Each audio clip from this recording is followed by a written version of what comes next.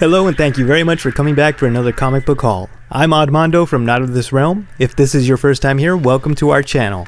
We hope you enjoy the video and consider subscribing to us. Here are the books I picked up for the weeks of August 28th and September 4th of 2024. I'll admit, these were pretty difficult to rank. I picked up quite a few books because my local comic book shop was doing a Labor Day sale, and then when I read them, they all turned out to be very good reads. Starting from the back of my list at number 8 is Venom War Spiderman number 2. I had a blast reading this issue, but I thought it didn't quite measure up to the writing and art of the previous issue. But the reason I have this at the back of my list is because the story by Colin Kelly and Jackson Lansing doesn't move forward that much. The issue is mostly a big fight with Spider-Man and Jackpot versus a monster. It still looks amazing with some great pages by Greg Land, but it still leaves much to be desired. It's still a very good issue. There's some funny banter, character interactions, and beautiful artwork, but it's just not as strong of a story as issue 1 in my opinion. Next up at number 7 is Venom War number 5. This was a fun read by Al Ewing and Carlos Nieto. I think the art style is phenomenal, especially the use of perspective and lines to depict motion. There are some great character moments in fighting, but not a lot happens when it comes to the overall story until the very end. This reminded me a lot of the episodes of Dragon Ball Z that were mostly fighting and talking before the story progressed, but I mean that in the most endearing way possible. Unfortunately, you are kinda obligated to read the tie-in series to Venom War to fully understand what's going on, like Venom War Spider-Man for example. I personally don't like it. I'd rather tie-in books accentuate the story instead of being required reading, or else the main title ends up feeling like parts of the story are missing. Regardless, this issue still has a lot going for it. Like I said, the art style, fighting, and a few character moments make this a very fun read. Number 6 on my list is Absolute Power Task Force 7 number 5. This book is from last week's comic book releases. It's written by Alex Packnadell with art by Pete Woods. This tie-in series to Absolute Power continues to get better with every issue. When it comes to the artwork, I like the sharp line work as well as the colors and layout. But my favorite part about this issue is that it's character-centric. A majority of the story is from the point of view of the Amazo, codenamed Velocity, as he chases the remaining Flash with powers, Barry Allen. Through the Speed Force, Velocity examines key moments of Barry's life to better understand how and why he is able to uniquely harness this power. Absolute Power Task Force 7 number 5 is an excellent story, because it doesn't feel like necessary reading for Absolute Power. Instead, it complements it by showing the emotional and personal stakes for Barry Allen from an interesting perspective, while also being exciting and fun. At the number 5 spot, I have Plastic Man No More number 1 by Christopher Cantwell, Alex Linz, and Jacob Edgar. I think it's a fantastic issue. If you like dark comedy, then you'll be sure to like this one. If you don't know who Plastic Man is, don't worry. The creative team does a superb job of telling and showing us Plastic Man's origin story, what kind of character he is, and then effectively moving on to the premise of the story. Which is funny because it's such a sad situation, but no one takes his condition seriously because, well, he's Plastic Man. I freaking love the mix of different art styles, the gross stuff that happens to Plastic Man, as well as the imaginative page layouts and compositions. This team definitely put a lot of effort into this issue, so I highly suggest picking this one up, especially if you like dark, adult animated comedies. Coming in at number 4 is The Ultimates number 4. The series takes a break from its central storyline to do a deep dive on the Doctor Doom of this universe, Reed Richards. Not everyone is a fan of the non-linear storytelling in this issue, and I can understand why, but I think it works very well in the context of the story being told here. It's a smart decision by writer Dennis Camp to have the story go back and forth in moments of Reed Richards' lifetime. It's an interesting way of getting a glimpse into what drives his equally fractured and sporadic mind as we discover the tragic fate of the Fantastic Four of this universe, and the reason he is now Doctor Doom.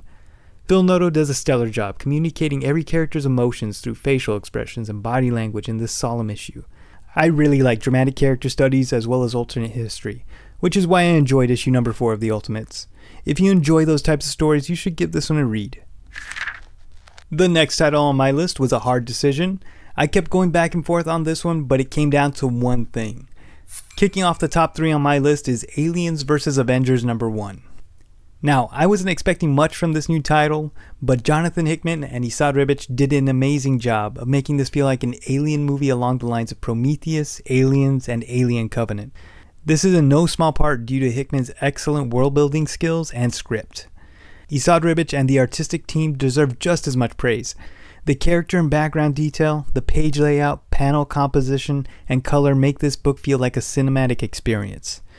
The reason I don't have Aliens vs. Avengers higher on my list is the price tag. Do I think the book is worth $7.99 plus tax? No. At most it should have been $5.99, but that's just my opinion. If you're into sci-fi, horror, suspense movies and willing to drop $8 on this book, then definitely pick this one up if it's still available, or wait for the second printing.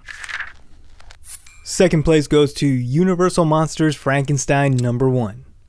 Written and penciled by Michael Walsh with colors by Tony Marie Griffin, Universal Monsters Frankenstein is a very good first issue for a miniseries based on the famous creature. Walsh's art style fits the book perfectly, along with the colors and heavy shadows to create an ominous tone and atmosphere. It perfectly captures the aesthetic of the original movies. I think making the protagonist a little boy whose father recently passed and is now being used for parts by Dr. Frankenstein is a smart and effective choice. I could sympathize with him right from the start of the book. There's little to nothing that I didn't like about this issue. It was engaging, suspenseful, and gorgeous to look at. Universal Monsters Frankenstein #1 is definitely worth picking up, but the reason it's not #1 on my list is because it was over too quickly. It took me only a few minutes to finish reading it, and it was just getting good. But don't let that stop you from checking it out. It manages to tell a lot of story without saying too much, and makes for a great read to get you in the mood for Halloween. And the #1 spot goes to Absolute Power #3. Every issue of this series feels like I'm watching a summer blockbuster movie. I would even go as far as to say that it's better than most of the superhero movies we've gotten in the past few years. Firstly, the writing. Mark Waid is one of my favorite writers. He does a phenomenal job of making it feel big and spectacular while never losing focus of the characters. The big action sequences and plot twists all have weight and purpose because we know what's at stake for them. I'm also a huge fan of artist Dan Mora.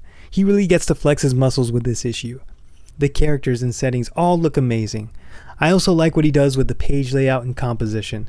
There's a nice flow to it. There are a few instances where the page gets busy and it was easy to get lost, but they were never enough to ruin the reading experience for me.